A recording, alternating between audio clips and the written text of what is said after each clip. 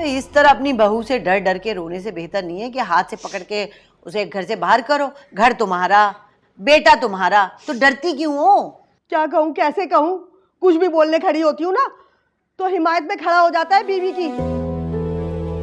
क्या करें, पसंद की जो है। देखा, इसीलिए मैं अपने बेटे की पसंद की शादी के खिलाफ थी। ये जो पसंद की बीवियां आती हैं ना, ये बेटों को माओ के खिलाफ खड़ा कर देती हैं। मेरे बेटे ने महापारा जैसी पसंद नहीं की। तुम तो बिल्कुल ही पागल थी। मैं होती ना तुम्हारी जगह तो झट से महापारा से 2 बोल बुलवाकर रख लेती उसे। ना कोई आगे, ना कोई पीछे, ना कोई मैं का। कैसे लेकर जाती बेटे को? उल्टा कमाकर लेकर आती है। अरे तुमने ही तो उसके करतूत मुझे बताए थे। कहा था कि ये सब देखा है तुमने उसके घर जाकर। भाई मैं तो खुदा लगती कहूंगी। अरे जो कुछ मैंने देखा वो तो मैंने आकर बता दिया, लेकिन जब सालार ने मालूमात करी तो भैया सच तो कुछ और ही निकला। अरे क्या सच निकला? और जो कुछ तुमने कहा था वो क्या झूठ था? झूठ था भाई, झूठ था। गलत फहमी हो गई थी। गलत फहमी?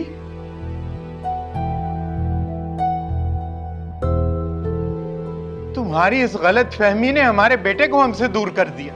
वाह भाई वाह, मेरी वजह से क्यों चला गया? ये जो आपकी बेगम बैठी है ना शकीला, इनको ही बड़ा शौक था मेरी बहू जैसी अमीर कबीर बहू पे आने का। वैसे बेटा अगर हाथ में रखना था ना तो एक आध चक्कर से क्या होता है, दब कर ही रहती। अरे तो दबा के रखने के चक्कर में तुम ऐबदार बहू लाके बसा लेती घर में। अरे शकीला, बेटा हाथ में रखने के लिए ना ऐसी ही बहू होनी चाहिए।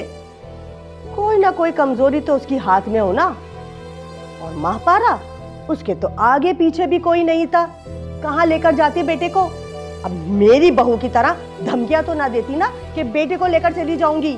ये तुम अब कह रही हो? तुमने तो खुद ही मंगने वाले दिन कहा था ना कि कहाँ कर दी मंगनी।